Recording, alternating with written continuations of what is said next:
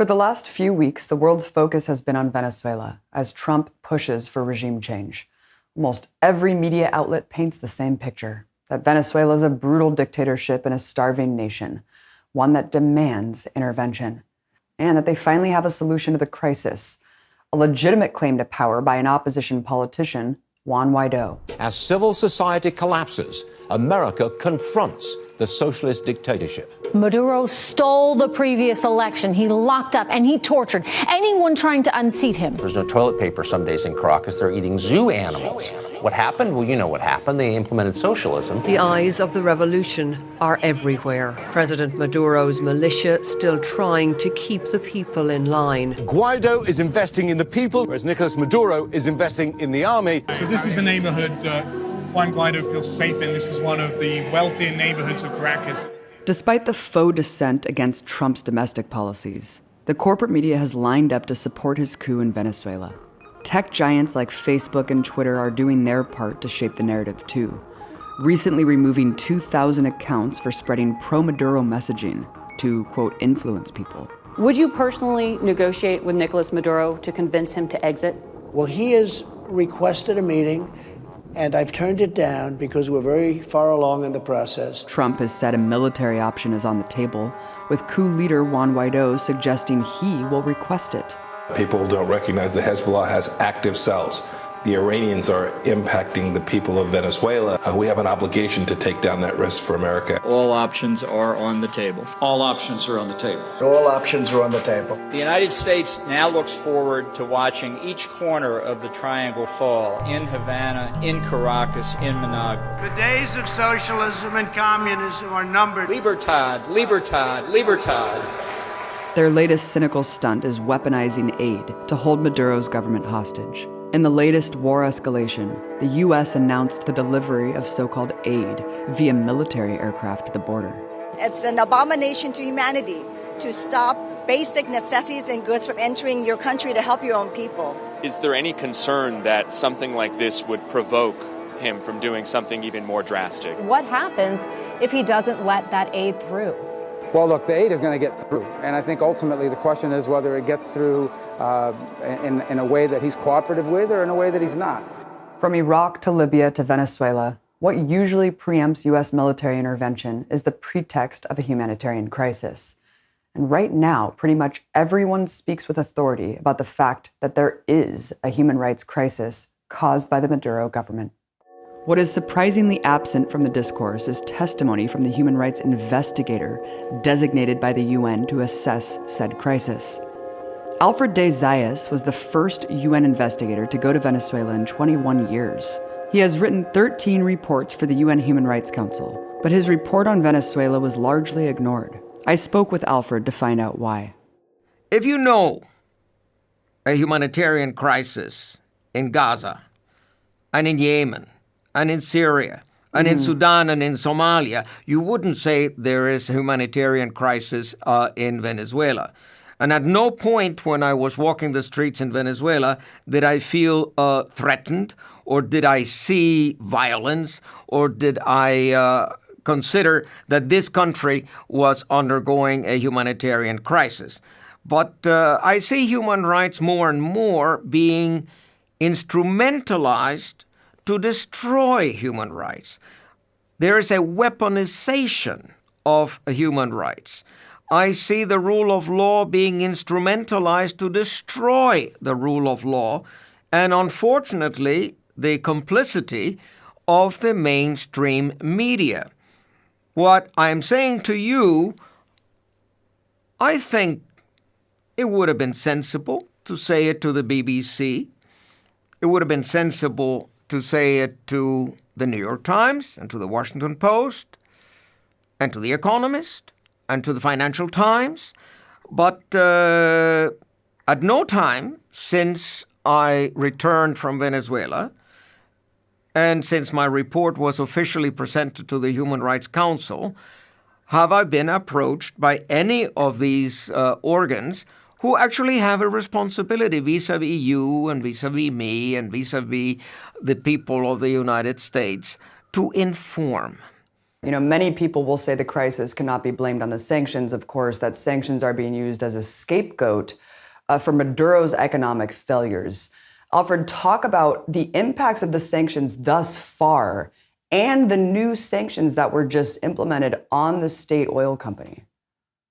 What is particularly Machiavellian, what is particularly cynical, is to cause an economic crisis that threatens to become a humanitarian crisis. That's what the United States has done through the financial blockade, through the sanctions, and then to say, oh, we're going to offer you humanitarian help. We're sending so and so many tons of humanitarian assistance through U.S. aid. We're sending it to Colombia, and we're going to deliver it. Now, I think that here Juan Guaidó is being shall we say, the jockey.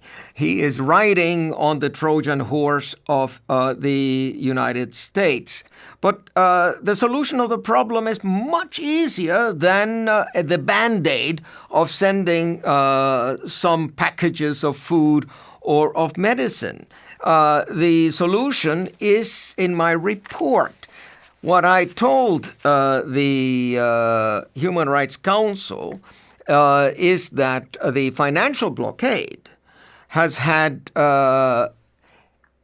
extremely adverse human rights impacts. Obviously, the origin of the current economic crisis is in the fall, the dramatic fall in the price of oil.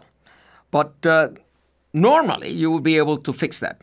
A country as wealthy as Venezuela should have been able to borrow money on its enormous natural resources and then would have been able to buy and sell like anybody else. But no, the United States has made sure that because of the threat of enormous penalties to the U.S. Treasury, the banks have been closing the accounts of the Venezuelan government and of the Petróleos of Venezuela. Already in July 2017, Citibank unexpectedly decided, without prior notice and arbitrarily, to close the bank accounts of the Central Bank of Venezuela and the Bank of Venezuela in November 2017. Citibank blocked the transfer for a shipment of more than 300,000 doses of insulin. In November 2017, the company Euroclear retained $1.65 billion that the Venezuelan government had paid for the purchase of food and medicine. Citgo, the Venezuelan state oil company based in the U.S., has not been able to transfer its profits outside the United States of America. It needs that money to buy food and medicine. And it is in the neighborhood, I think, by now of $9 or $10 billion that have been withheld.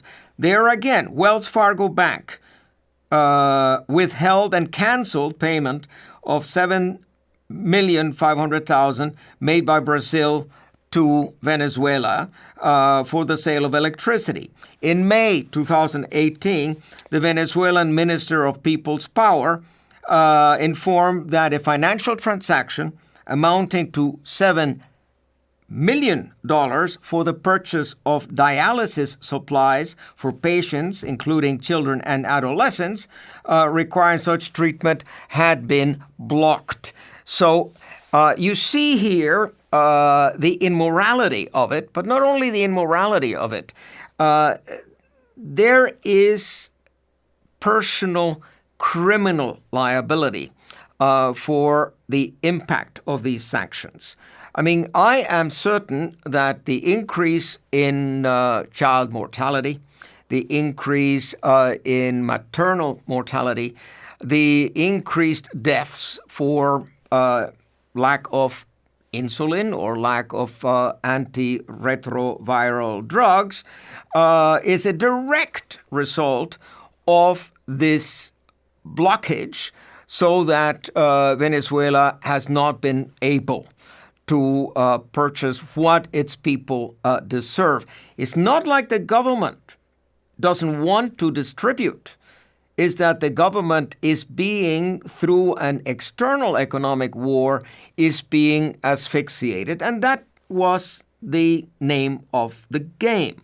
What the United States intended to do was to create a situation whereby the people or the military would topple the government, and then the 1% could again come in and could again control the wealth of Venezuela. Venezuela had succeeded in bringing millions and millions of Venezuelans out of extreme poverty. Nobody cared in the 1980s and 90s that there were millions of Venezuelans dying of hunger and malnutrition. No one cared. It was a government that was palatable to Washington, and a government that was a right-wing government. The moment that a left-wing government came in power, priority number one in Washington was to topple it. And now you have the Bank of England seizing the gold, right, from Maduro, over $1 billion worth, and threatening to give it to Juan Guaido. That's yet another violation of international law. But try to bring the United States before the International Criminal Court or before the International Court of Justice. What I think is important now would be for the General Assembly to adopt a resolution condemning the sanctions and asking that the sanctions be lifted because sanctions kill. I would also like to see the prosecutor of the International Criminal Court investigate to what extent the deaths already occurred in connection with the sanctions amount to a violation of Article 7 of the Statute of Rome. Article 7 defines crimes against humanity. Now, when you deliberately impose sanctions and financial blockades and an economic war that asphyxiates a country's economy and thereby make it very difficult for that country to provide the necessary food and medicines to its population, and as a consequence, thousands of people die, you have a case of crime against humanity. But the narrative in the mainstream press completely ignores it. When they refer to a humanitarian crisis, they put the entire fault on the government, and they say, well, socialism is a proven failure. Socialism will never work. Therefore, you have to have regime change. Juan Guaido swore himself in and was backed by the rest of the free world. And he has been recognized as such by the rational half of the world. Now a long list of countries joining the U.S. supporting Guaido. The sea of yellow you see there now recognizes the opposition leader, Juan Guaido. This coup is painted as legitimate by the media and political establishment because of the international support from major U.S. allies in Europe and Latin America. But let's take a quick look around the world to see what that support really looks like. As usual, the African continent is erased from the dialogue. There, 51 countries recognize Maduro. Only one, Morocco, recognizes Guaido. Then there's Asia and Oceania, where again, only Australia recognizes Guaido. The other 33 nations recognize Maduro. Moving on to the Middle East, where staunch U.S. ally Israel is the only country to recognize Guaido. The rest in the region continue to support Maduro's presidency. Next, the Americas and the Caribbean. Despite 17 countries across the continent recognizing Guaido, 19 countries still support Maduro. While the majority of U.S. allied Latin American powers back Guaido, in the Caribbean, the Bahamas is the only nation to do so. Lastly, there's Europe. Powers like France, Britain, and Germany have united behind the U.S. to support their puppet in Venezuela. Even so, stark opposition to this coup exists within Europe, including Italy, Greece, Norway, Switzerland, and the Vatican. So by international community, they really just mean a minority led by the white imperialist and colonizer nations. erasing non-white nations as members of the international community. How is this coup a violation of international law? Well, international law has been violated by the United States by interfering in the internal affairs of states. The United Nations Charter is fairly clear, especially in Articles 1 and 2, where the sovereign equality of states is guaranteed, where the right of self-determination of all peoples is guaranteed. The thing is, it's not for the United Nations to decide this is the better government. People determine their governments. That is the democratic way to go about it. And Article 2, Paragraph 3 says that if there's any dispute among states, those disputes shall be solved peacefully through peaceful negotiation. And then Article 2, Paragraph 4 prohibits not only the use of force, but the threat of the use of force. And Trump has been saying again and again that the military option is on the table. Well, the military option is a major violation of international law. The corporate media has dutifully parroted the Pentagon line that a guy who 80% of Venezuelans had never heard of before was a legitimate leader seeking to restore democracy. So who is Juan Guaido, the lucky 35-year-old man just anointed king? Well, before this coup attempt, Guaido was much better known in elite U.S. circles than he was in his home country of Venezuela. He received graduate degrees from prestigious D.C. University George Washington, where he studied under a former IMF director, as well as attended private business school in Caracas. Guaido's roots are in the militant wing of the opposition as an organizer in the violent street protests known as guarimbas. Channeling energy from these protests, he founded right-wing opposition party Popular Will, alongside opposition leader Leopoldo Lopez. Lopez has been martyred as a prisoner of conscience by Amnesty International and is painted as a hero across Western media, allegedly banished for opposing the regime. In reality, he's on mere house arrest for leading violent street insurrections that left dozens dead. He was also part of the US-backed coup in 2002.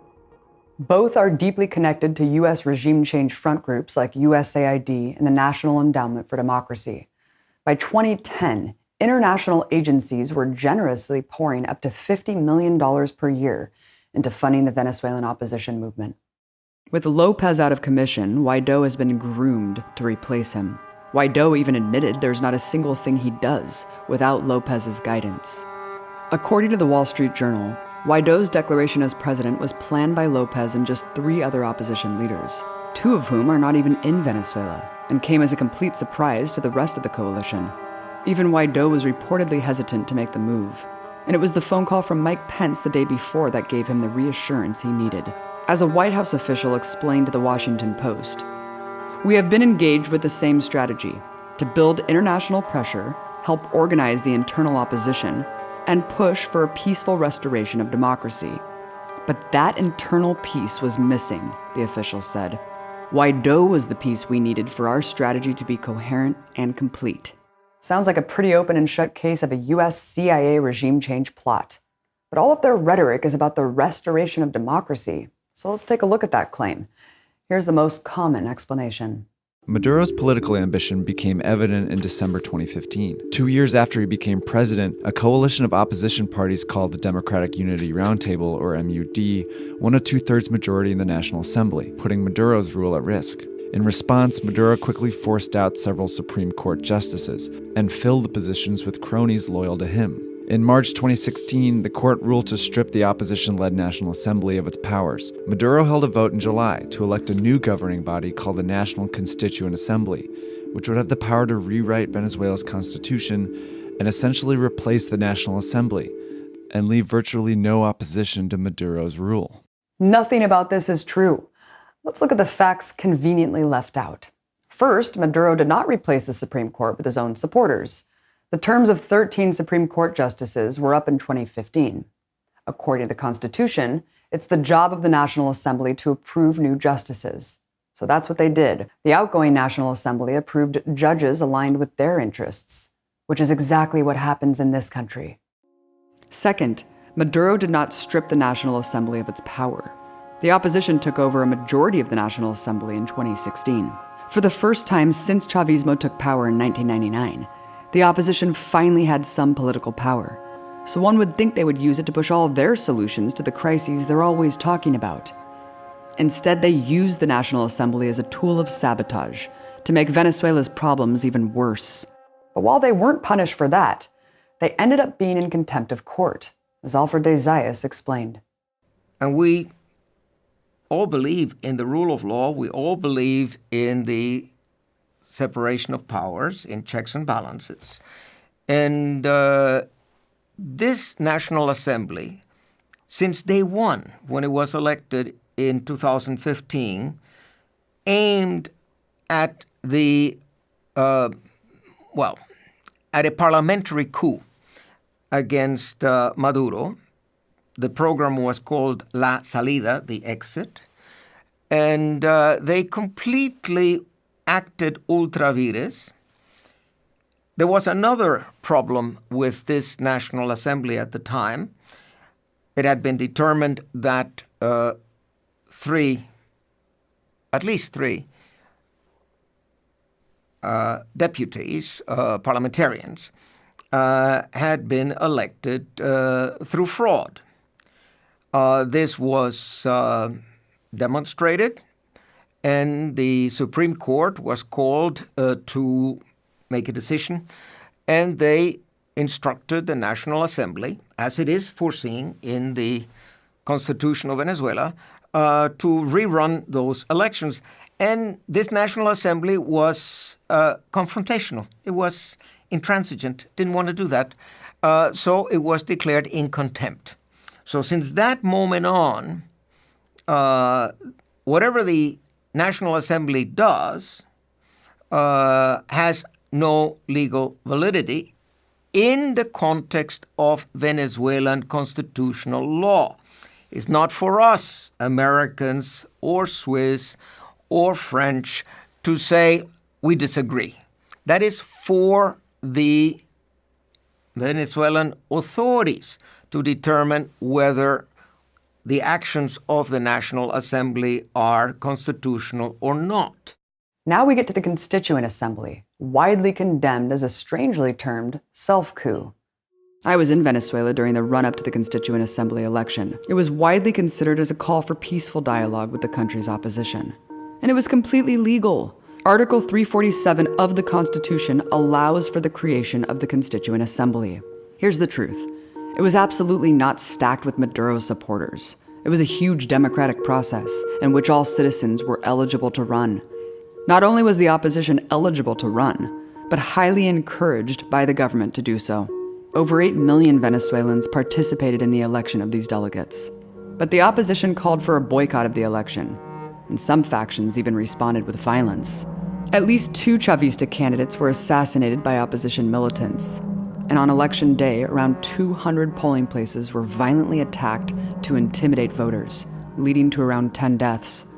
Yes, the Constituent Assembly is now full of socialists, but only because they were the only ones who participated and were democratically elected by millions. Whether or not you agree with all of these actions, one thing is irrefutable. They are all legal according to the Constitution, written, developed, and voted on by the entire Venezuelan population. I'm not telling you that you have to like the Socialist Party. I'm just saying that you should respect the Venezuelan Constitution. The basis of Guaido's legitimacy is that there's no democracy. Therefore, the sitting president is illegitimate.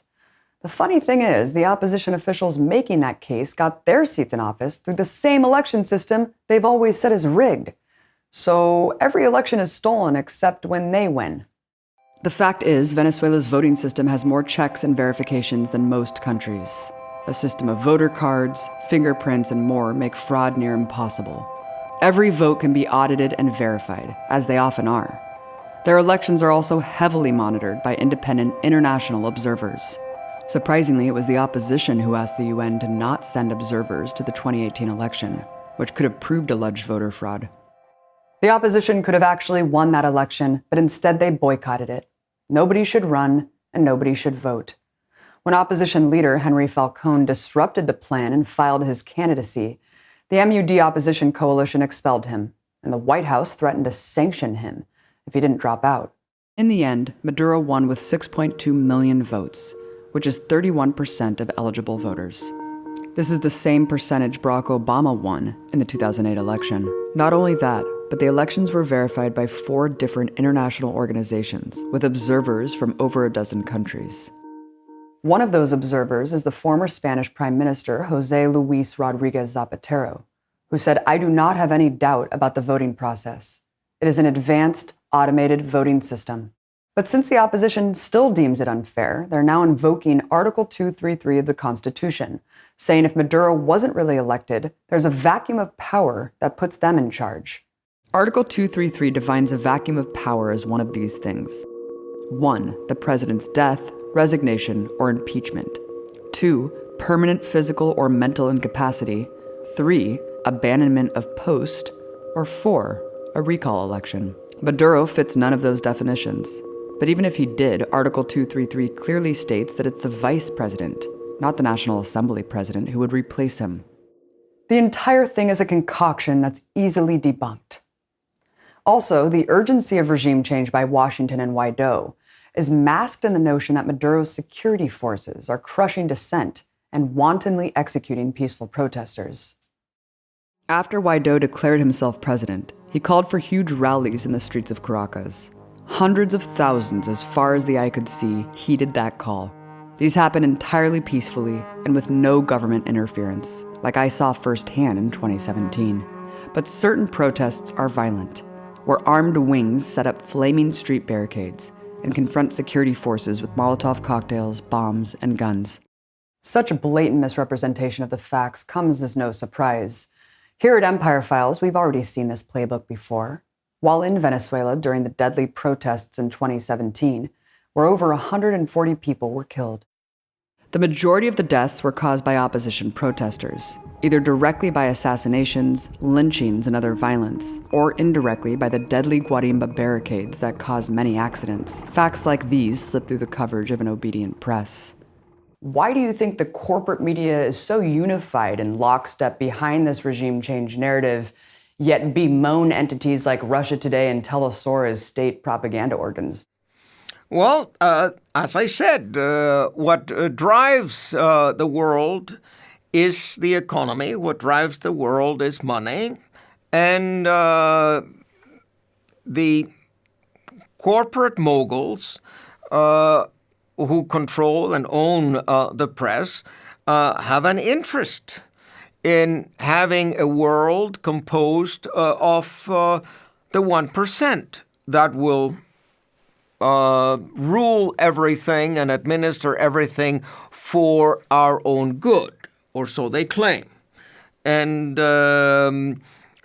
it is, as I say, scandalous that they do not give the coverage, the attention to things published by academics. Now, we've been talking about fake news, about the ocean of lies that we read in the papers every day. But it's not just the lies that create the problem, it's the absence of information. When a whole dimension is suppressed and you do not hear anything about other points of view, sooner or later you will accept the narrative that yes, there is a humanitarian crisis, ergo you need a humanitarian intervention, and if Maduro doesn't leave by his own free will, it'll be necessary to topple him. And then you find someone like Juan Guaido, who's going to play the game. I mean, every country has opportunists, and who will be the agent for the United States and for United States transnationals and for the United States oil industry. There are billions of dollars in profits to be made in Venezuela. And thus far, the profits have been used to satisfy the social needs of the Venezuelan people.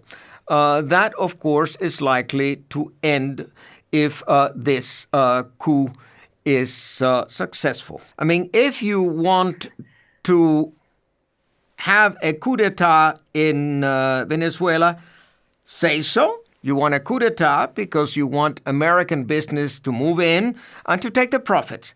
That's where it's at. But it's not a question that you sympathize with the poor, suffering Venezuelan people when it is the United States that is causing that suffering. Well, at least John Bolton is speaking plainly about taking the oil. You know, you have him on corporate Yes, media he has. talking about that. But of course, a lot of people mask this interventionism with humanitarianism. Let's talk about NGOs, Amnesty International, Human Rights Watch. People maybe understandably distrust the corporate media, but they do trust entities like these. They consider themselves impartial watchdogs. Why do you think their reporting on Venezuela is just as heavily skewed? Well, there is, and has been for a while, a human rights industry. Since 1980, when I joined the office, at that time it was called the Division on Human Rights of the United Nations, then a Center for Human Rights, now the Office of the High Commissioner, I've had the opportunity of observing the behavior of non-governmental organizations. Organizations that started out very, very committed for human rights and really honestly concerned with the suffering of human beings have been bought out. The donors essentially set the music. I am so disappointed with many of these non-governmental organizations because I know, for instance, that individuals, civil society, non-governmental organizations in Venezuela, they have produced reports and they have made these reports available to Amnesty International and to Human Rights Watch, and of course to the Office of the High Commissioner for Human Rights. I've used these reports in my own report. I took them seriously. But since they do not play the game, since they are telling you a story that the corporate media doesn't want out, and the donors to Human Rights Watch and Amnesty International, etc., also don't want out, so it gets suppressed. So here you have, as I say, the human rights industry betraying human rights, abandoning the concept of human dignity and using only the rhetoric of human rights. The opposition against Maduro is broad and comprised of many factions, moderates, progressives, even some socialists. They oppose Maduro but respect the Constitution and democratic process. But the faction currently trying to seize power is the extreme right. Within just 48 hours of declaring himself president, Guaido tried to seize Venezuela's oil production. According to S&P Global Platts, before the coup attempt began, Guaido had already drafted plans for mass privatization of the oil. What are the potential human rights implications if this coup indeed does go through? Well, what will happen if the coup goes through is that you will have what Naomi Klein called disaster capitalism forced down the throat of the Venezuelan people. You will have retrogression in the enjoyment of economic, social, and cultural rights. You will have the privatization not only of the oil industry, but you will have privatization of gold mining and bauxite mining and coltan mining. They will do away with healthcare. They will do away with subsidized housing, et cetera, as happened already. I mean, I refer our viewers to the Carmona Decree of 11 April 2002. Back in the year 2002, the United States co-financed and conspired in connection with a coup d'etat against Hugo Chavez. That was the 11th of April. The coup d'etat lasted less than 48 hours because Chavez was enormously popular, and the military liberated him and brought him back to Miraflores.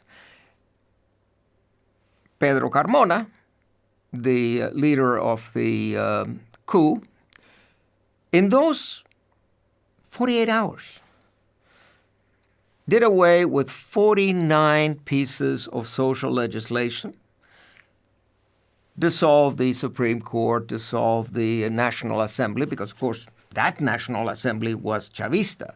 You will see what a right-wing decree that is, that has basically no democratic legitimacy, whatever, but that entails going back, and that's what they want.